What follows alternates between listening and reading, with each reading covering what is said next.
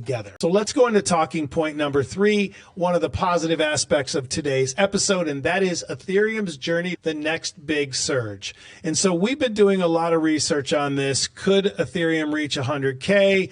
Similar to how Bitcoin has been surging over the last 8 years, because we have to remember Ethereum is the top platform for smart contracts, DeFi, and NFTs, making it hard for others to catch up. A new system is reducing the amount of Ethereum available, and it's a deflationary mechanism, and it's the EIP, which reduces the supply through burning transaction fees and could further drive up its value, especially as institutional money continues to flow into the assets. So, some are predicting that Ethereum could hit $100,000 in the near future. Let's talk about how and how that relates to the price of Bitcoin, because I know there's a lot of different ways to do the math here and figure out what we believe Ethereum's importance is and its price relative to Bitcoin. Yeah, I've always been a big believer in Ethereum because of its technology, because of its innovation, because of its first mover advantage. And I think it's possible. I think it's very possible. Now, it won't happen in the next year or 2 years, maybe even 5 or 10 years, but I think we're going to see Ethereum pass 100,000 eventually.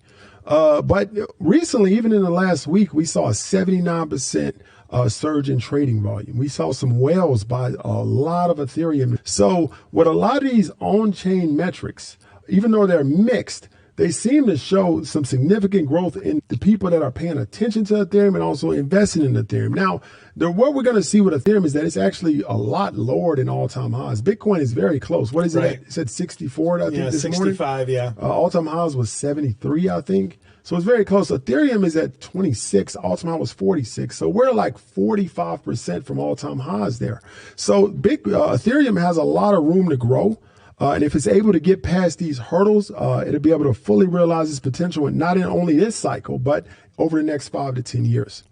Yeah, I agree. And Ethereum's first mover advantage still holds despite the competition from Cardano and Solana and others. Ethereum has just built the largest ecosystem in the blockchain space, making it harder for users and developers to move away from it.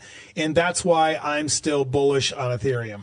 Yeah, like you're right about that. Is once I was a software engineer for many years, is that when developers get down into a system and they've built a lot of applications or whatever on top of the Ethereum blockchain, they're not going to want to move. And I know that there's other blockchains like Chainlink and a lot of them that really will, you can transport Ethereum code over and you can build on another blockchain, but developers don't like to do that. Organizations don't like to do that. They like to stick with what they have. Yep. I worked at AAA. I started working there in 2013 and I worked there to 2019.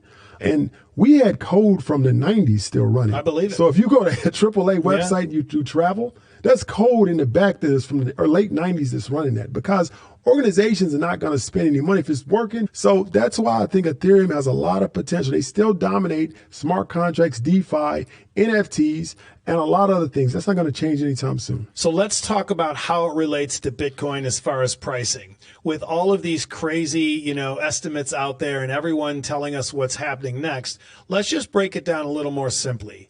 If Bitcoin is projected to hit $1 million, it's not very far-fetched that Ethereum could reach 100K, especially the way institutional money is flowing into both assets.